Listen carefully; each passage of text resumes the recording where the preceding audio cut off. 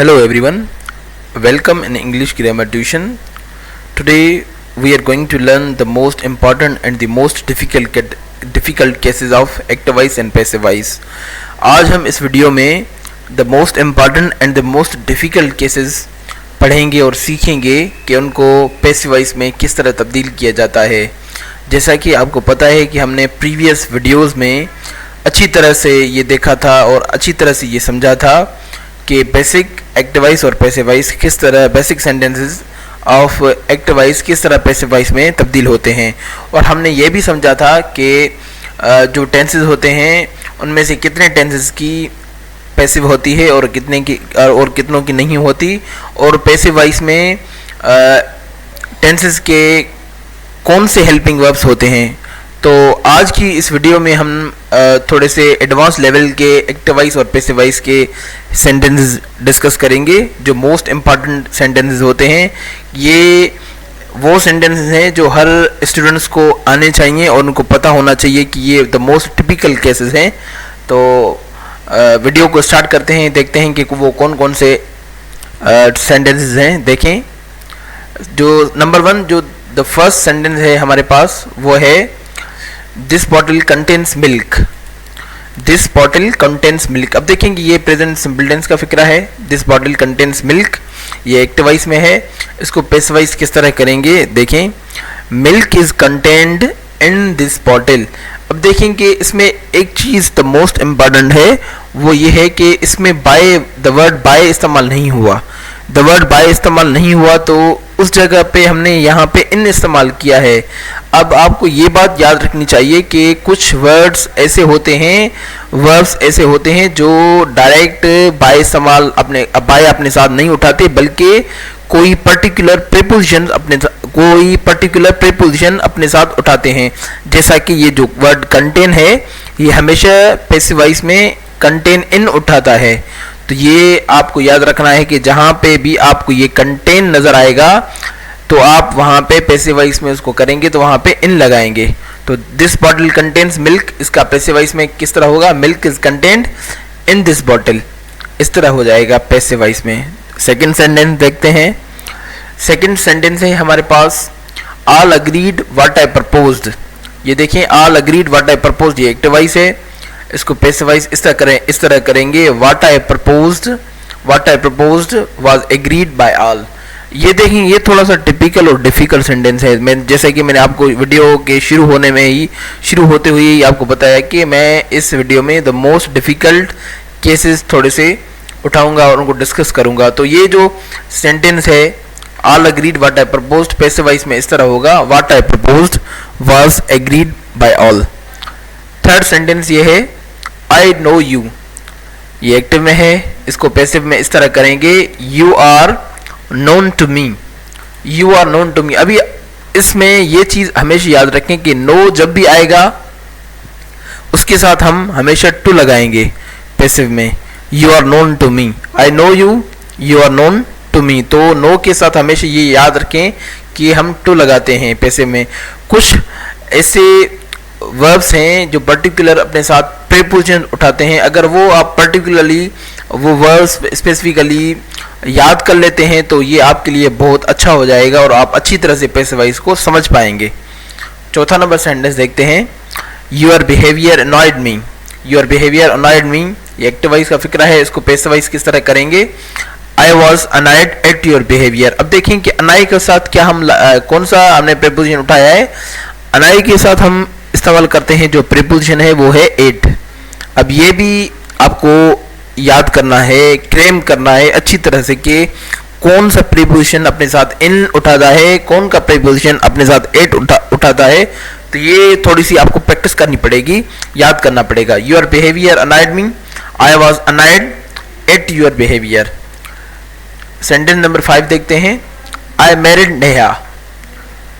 इसको passive voice किस तरह करेंगे, Neha was married to me.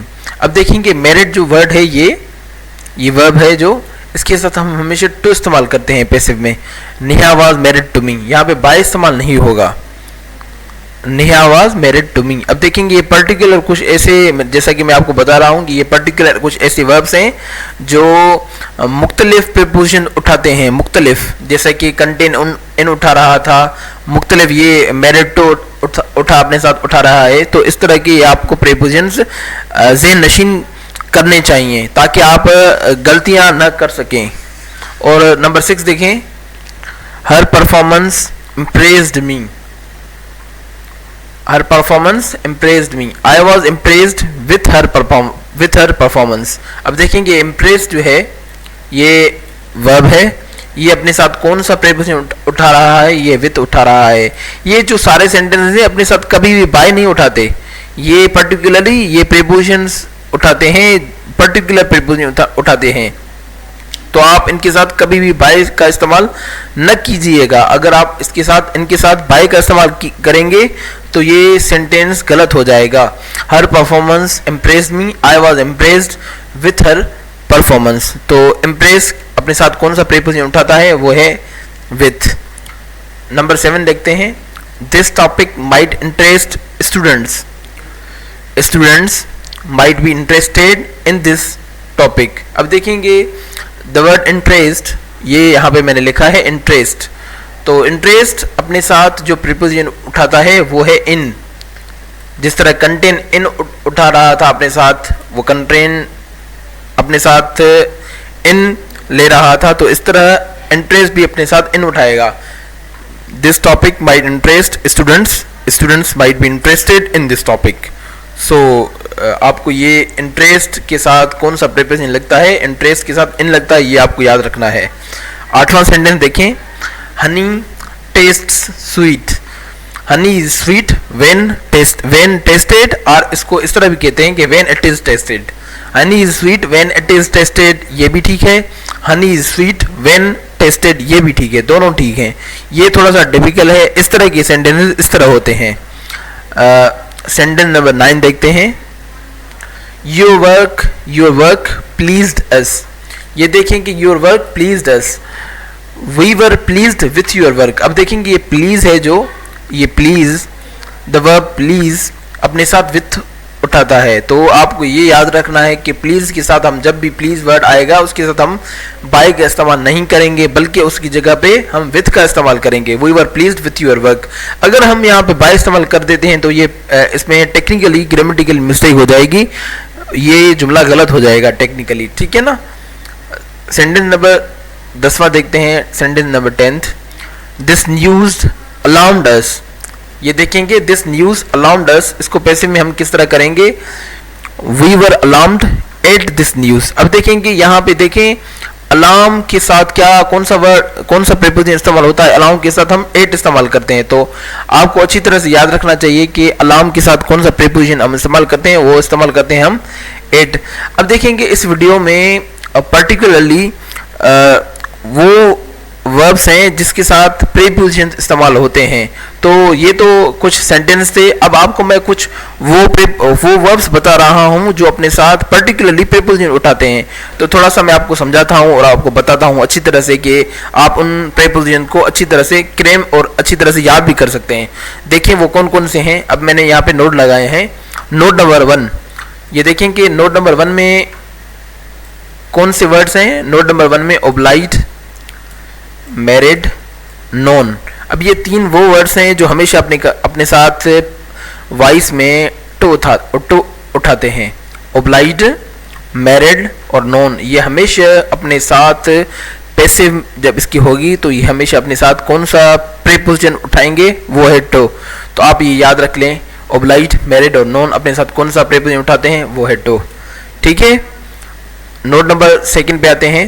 Note number 2 में ये है कि ये पर्टिकुलर कुछ वर्ड्स हैं, ये भी आपको पर्टिकुलर वर्ड्स, ये सारे वर्ड्स आपको क्लेम करने हैं, अच्छी तरह से याद करने हैं, ताकि आपको इन वर्ड्स का जब भी इस्तेमाल हो तो आपको पता चले कि इनके साथ कौन सा प्रीपोजिशन इस्तेमाल होता है, ताकि आप गलती ना कर सकें। पहला हमारे पास ये surprised, annoyed, shocked, alarmed, disappointed, displeased, astonished, laughed और डिस्ट्रेस्ड। ये वो वर्ब्स हैं जो पैसिव वॉइस में अपने साथ एट उठाते हैं।